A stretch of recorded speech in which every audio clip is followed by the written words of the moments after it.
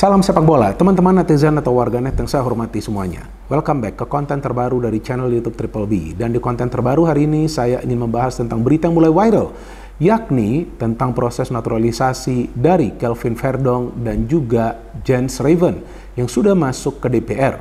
Artinya tinggal menunggu waktu saja dan kemungkinan besar dalam bulan ini dua pemain tersebut akan bisa mengambil sumpah warga negara Indonesia dan membela tim nasional Indonesia.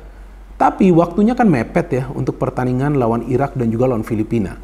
Namun sebelumnya teman-teman, kita ingat bahwa ketika Tom Hee dan juga Ragnar Oratmangun proses naturalisasinya dikebut, ternyata dua pemain tersebut bisa bermain lawan Vietnam di pertemuan kedua yang dimainkan di Hanoi. Artinya besar kemungkinan dua pemain ini akan bisa bermain untuk tim nasional Indonesia ketika nanti lawan Filipina. Tapi apakah dua pemain ini memang sesuai dengan kebutuhan tim nasional Indonesia? Kan sudah banyak sekali pemain yang bisa bermain di posisi fullback sebelah kiri yang merupakan posisi dari Kelvin Verdonk, karena ada juga Pratama Arhan dan juga Shane Patinama. Nah, kalau menurut saya justru memang perlu penambahan pemain di posisi tersebut karena timnas kita belum punya yang namanya kedalaman skuad. Jadi ketika ada pemain yang memang tidak bisa membela tim nasional Indonesia, maka kita bisa melihat performa yang berbeda dari timnas kita. Jadi memang inilah yang coba dibentuk oleh Shin Tae-yong, yakni kedalaman skuad dengan materi pemain yang merata, yang punya kualitas.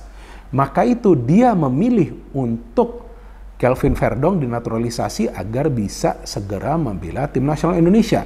Dan kemudian pertanyaan kedua, emangnya Kelvin Verdonk ini dibutuhkan untuk pertandingan lawan Irak atau Filipina? Jelaslah dibutuhkan. Karena kalau kita melihat karakter permainan dari Kelvin Verdonk, dia adalah pemain yang agresif. Bukan saja ketika menyerang, tapi juga pada saat bertahan. Nah, memang ada Shane Patinama dan juga Pratama Arhan. Dua pemain ini sangat eksplosif ketika menyerang.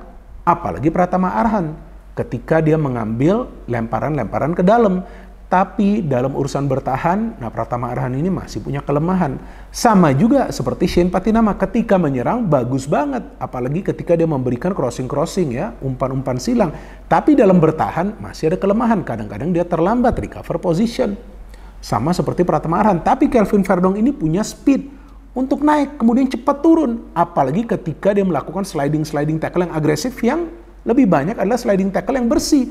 Nah, saya sudah lihat beberapa cuplikan pertandingan dari Kelvin Verdonk. Luar biasa pemain ini teman-teman. Bahkan menurut saya ini permainannya mirip Roberto Carlos.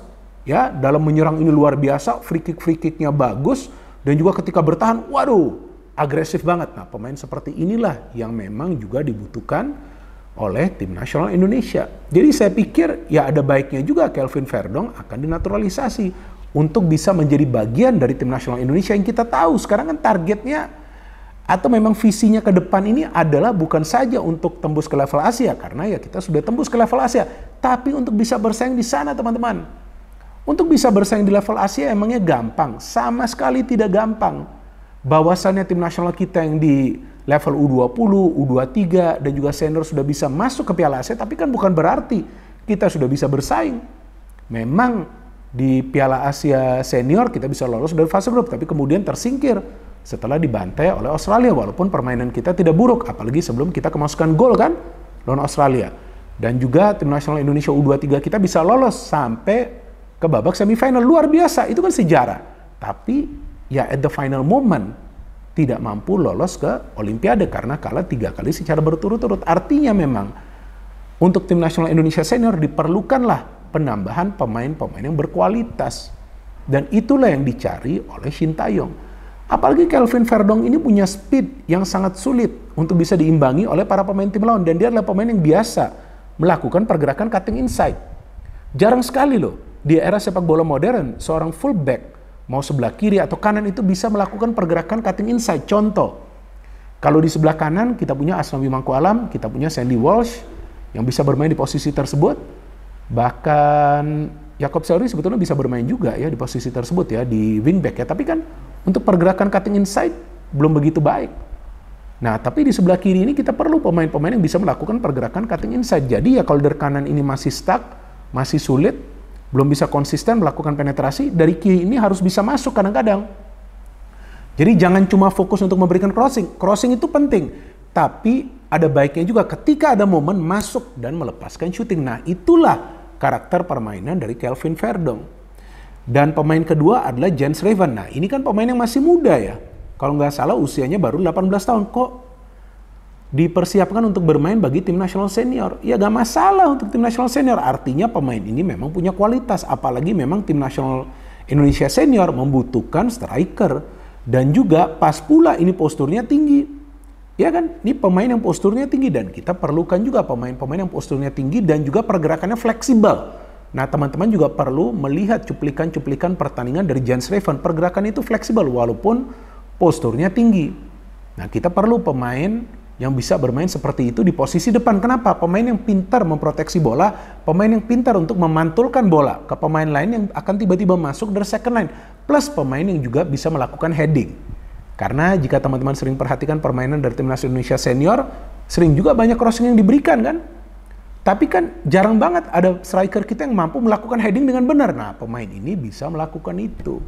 Dan walaupun usianya masih muda, gak masalah juga kan, kita punya Marcelino Ferdinand juga yang usianya masih muda tapi sudah bisa masuk ke tim nasional Indonesia senior. Jadi saya pikir ya dua pemain ini memang merupakan amunisi tambahan bagi tim nasional Indonesia untuk menghadapi Irak dan juga Filipina. Tapi ya kita juga kan belum tahu apakah mereka akan bisa bermain ketika tim nasional Indonesia lawan Irak.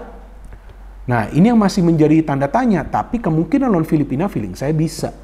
Nah, jadi jika lawan Filipina dua pemain ini bisa menjadi bagian dari tim nasional Indonesia, feeling saya mereka juga akan diturunkan.